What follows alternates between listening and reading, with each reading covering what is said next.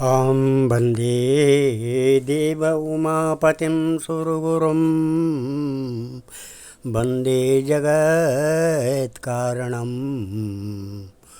वन्दे पन्नगभूषणं मृगधरं वन्दे पशूनां पतिं वन्दे सूर्यशशाङ्कवर्णनयनं वन्दे मुकुन्दप्रियं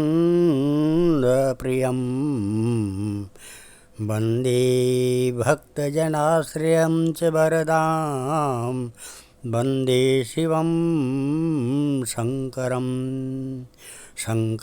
शङ्कराचार्य केशवं बादरायण सूत्रभाष्यकृतो वन्दे भगवन्तो पुनः पुनः ध्रुवं काश्चित् सर्वं सकलमपरस्त्वं ध्रुवमिदं परो ध्रुव्याध्रुवे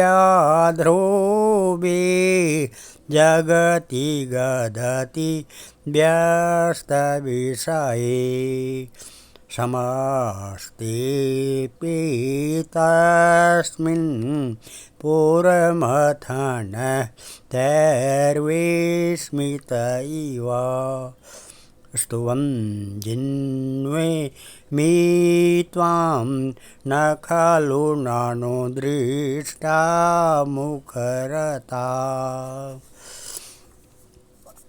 ॐ नमः। मंगलम भगवान विष्णु मंगलम गरुड़ध्वजा मंगलम पुंडरीकाक्षा मंगलाय तनो हरि। शंकर भगवान के चरण कमलों में नतमस्तक होकर के आपको कल मैंने दक्ष का यज्ञ करना तथा शंकर जी व सती को क्रोध के कारण न बुलाना उसकी कथा सुनाई। और आज सती का यज्ञ में भाग लेना तथा यज्ञ में उनका अपमानित होना, ये इससे आगे सुनाते हैं। श्री ब्रह्मा जी बोले, है नारद जी, सती जी यज्ञ में पहुंची, लेकिन वहाँ किसी ने उनका आदर नहीं किया, किसी ने पूछा तक नहीं। दक्ष के डर से उसके अनुचरों में से भी उनके साथ कोई नहीं बोला, केवल उनकी माता तथा बहनों ने यथोचित सम्मान किया। यह सब देखकर सती जी को भगवान सदाशिव जी की बात याद आई कि जो लोग बिना बुलाए दूसरे के घर जाते हैं वह मरने से भी अधिक अपमानित होते हैं। वह यज्ञ मंडल में गई, वहाँ पर भगवान सदाशिव महाराज का भाग न देखकर उनके क्रोध का पारावार न रहा। पहले तो उन्होंने सोचा कि अपनी क्रोधाग्नि से अपने पिता को भस्म कर डालूं, कुछ सोचकर रुक गई। एक बार उन्होंने यज्ञ में बैठे हुए सभी लोगों की ओर क्रूर दृष्टि से देखकर अपने पिता दक्ष की ओर संबोधित करके कहा, पिताजी, कहो आपने भगवान श्री शिव को यज्ञ में क्यों नहीं बुलाया? जान पड़ता है जैसे कि आपकी बुद्धि भ्रष्ट हो गई है। भगवान सदाशिव जी त्रिलोकी के मालिक और अंतर्यामी हैं, उनका अपमान करके तुम्हारा यह यज्ञ कभी सफल नहीं होगा। इतना कहकर सती जी ने वहाँ उपस्थित सभी देवताओं को भली भांति धमकाया। भगवान विष्णु महाराज को तो उन्होंने बहुत लज्जित किया। श्री सती जी की बात सुनकर दक्ष ने क्रोध में भर कर कहा, हे लड़की, तू भला इस प्रकार की बातें क्यों कर रही है? मेरा तेरा पुत्री व पिता का संबंध आज से समाप्त है। यदि चुपचाप यहाँ बैठ सकती है तो बैठ जा, वरना चली जा। तेरा पति भूतों प्रेतों का राजा है, चिता की भस्म लगाने वाला तथा दम्भी है। वह वेद बहिष्कृत, अकुलित तथा अमंगलित है। इन कारणों से मैंने उसको अपने यज्ञ में आमंत्रित नहीं किया। मैं तो उसके साथ तेरा विवाह करके अत्यंत लज्जित हूँ, अतएव तुझको अपना क्रोध त्याग देना चाहिए। यह सुनकर सती देवी जी क्रोध में भरकर बोली, किसी को भी भगवान शिव की निंदा कभी न सुननी चाहिए और शिव निंदक की तो जिह्वा खींच लेनी चाहिए।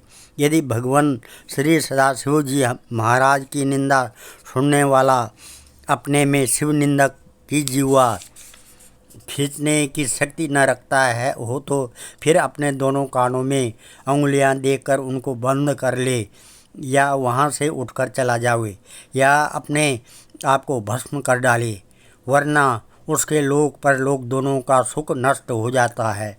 भगवान श्री सदाशिव जी महाराज की निंदा करने वाला तब तक नरक में वास करेगा जब तक कि इस संसार में सूर्य व चंद्रमा स्थित है। अब इसी रुद्र संहिता का 6वें खंड का 6वां अध्याय है। अपमानित होने पर सती का क्रोधित होना तथा सती का अग्नि में प्रवेश करना। है नारद, ऐसा कहकर सती देवी सोचने लगी कि मुझे भगवान सदाशिव जी महाराज का कहा मानना चाहिए था और यहाँ नहीं आना चाहिए था। यदि मैं यहाँ न आई होती तो मुझे अपने स्वामी की निंदा न सुननी पड़ती। वह एक बार फिर क्रोध में भर गई और उन्होंने गरज कर कहा, है सभासदों, तुम जो इस समय भगवान सदाशिव जी महाराज की निंदा सुनकर हंस रहे हो, इसका फल तुम्हें शीघ्र ही भोगना पड़ेगा। तुमसे बहुत से मारे जाएंगे और बहुत सो के अंग कट जाएंगे, बहुत से भागकर अपने प्राण बचाएंगे। है दक्ष, तुम्हें भी अपने करने का फल भोगना पड़ेगा, तुम बहुत दुख पाओगे। भगवान सदाशिव जी महाराज सबके हितैषी हैं, उनको न किसी से शत्रुता है न किसी से मित्रता। ब्रह्मा और विष्णु उनके मित्र हैं।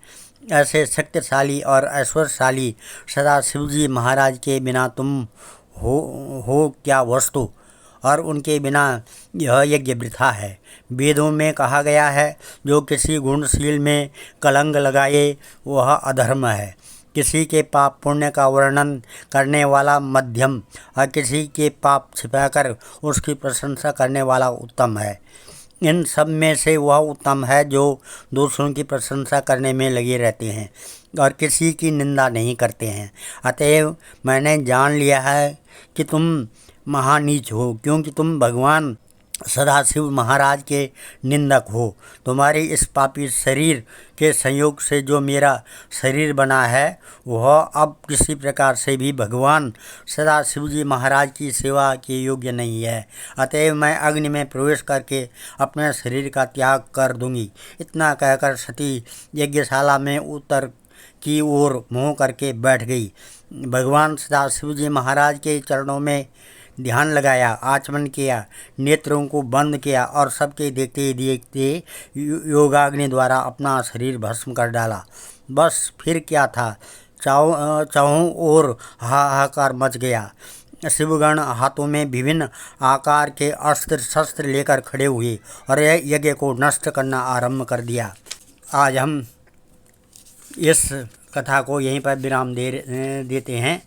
कल शिवगणों द्वारा यज्ञ को बुरी तरह नष्ट करना, इसके बारे में आप सुनेंगे। जो इस कथा को सुनता है उसके सारे कष्ट दूर हो जाते हैं, उस और शिव जी की उन पे विशेष कृपा रहती है। ओम समस्ते पेतस्मिन् पुरमथनतैर्विस्मित इव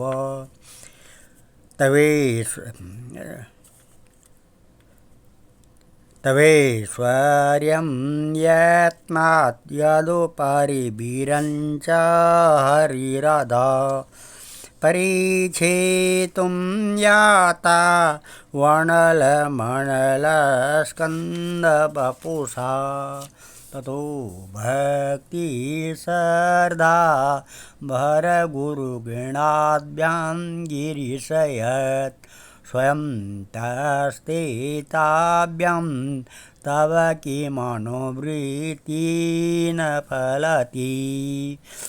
सौराष्ट्रे सोमनाथं च श्रीशैले मल्लिकार्जुनम् उज्जैनं महाकालम् ओंकारं ममलेश्वरं मंगलेश्वरं परल्यां वैद्यनाथं च डाकिन्यां भीमशङ्करं सेतुवन्दे तु रामेशं नागेशं दारुकावने वाराणस्यां च विश्वेशं त्र्यम्बकं गौतमीतटे हिमालये तु केदारं घुष्मेशं च शिवालये एतानि ज्योतिर्लिङ्गानि सायं प्रातः पठे नर सप्तजन्म कृतं पापं स्मरणेन विनश्यति। अब हम शंकर भगवान के चरण कमलों में नतमस्तक होकर के काल भैरवाष्टक शुरू करने जा रहे हैं। देवराज सेव्यमान पावनान्द्रि पंकजं व्यालयज्ञ सूत्रबिन्दुशेखरं कृपाकरं नारदादि योग वृंद वंदितं दिगंबरं काशिकापुरादिनाथ काल भैरवं भजे भानुकोटिभास्वरं भवाब्धितारकं परं नीलकण्ठमेक्षतार्थदायकं त्रिलोचनं काल अम्बुजाक्ष अक्षशूल अक्षरं काशिकापुरादिनाथ काल भैरवं भजे शूलटंक पाशदंड पाणिमादि कारणं श्यामकायमादिदेव अक्षरं निरामयं भीम विक्रमं प्रभुं विचित्रताण्डवप्रियं काशिकापुरादिनाथ काल भैरवं भजे भुक्तिमुक्तिदायकं प्रशस्तचारु विग्रहं भक्तवत्सलं स्थितं समस्तलोकविग्रहं विनिक्वणं मनोज्ञ हेमकिङ्कणीलसत्कटिं काशिकापुरादिनाथ काल भैरवं भजे धर्मसेतुपालकं त्वधर्ममार्गनाशकं कर्मपाशमोचकं सुशर्मदायकं विभुं स्वर्णवर्णशेषपाशशोभिताङ्गमण्डलं काशिकापुरादिनाथ काल भैरवं भजे रत्नपादुका प्रभाभिरामपादयुग्मकं नित्यमद्वितीयम् इष्टदैवतं निरञ्जनं मृत्युदर्पणासनं करालदृष्टमोक्षणं काशिकापुरादिनाथ काल भैरवं भजे अट्टहासभिन्नपद्मजाण्डकोशसन्ततिं दृष्टिपातनष्टपापजाल उग्रशासनम् अष्टसिद्धिदायकं कपालमालिकन्धरं काशिकापुरादिनाथ काल भैरवं भजे भूतसंगनायकं विशालकीर्तिदायकं काशीवासलोकपुण्यपापशोधकं विभुं नीतिमार्गकोविदं पुरातनं जगत्पतिं काशिकापुरादिनाथ काल भैरवं भजे कालभैरवाष्टकं पठन्ति ये मनोहरं ज्ञानमुक्तिसाधनं विचित्रपुण्यवर्धनं शोकमोहदैत्यलोभकोपतापनाशनं प्रयान्तिकालभैरवान्द्रि सन्निधिं नराध्रुवम्। ओम बोलो काल भैरव महाराज की जय हो। श्रीमद् शंकराचार्य विरचितम काल भैरवाष्टकम शंकरार्पणमस्तु। मैं इस कथा के बाद इस काल भैरवाष्टक को इसलिए पढ़ता हूँ कि शंकर भगवान की शिव पुराण की कथा करने के बाद उनके भक्त उनके रुद्र रूप का स्मरण करना उस कथा में मंगलदायी होता है और वो मंगलकारी बना देता है। जो मेरे इस चैनल को सब्सक्राइब जिन्होंने किया और जो लाइक करते हैं, भगवान उनकी सभी मनोकामनाएं पूर्ण करें, ये भगवान से प्रार्थना है। ओम सर्वे भवन्तु सुखिनः, सर्वे सन्तु निरामया, सर्वे भद्राणि पश्यन्तु, मा कश्चित् दुःखभाग् भवेत्। ओम नमः नारायणाय नमः, गोविन्दाय नमः, वासुदेवाय नमः नमः।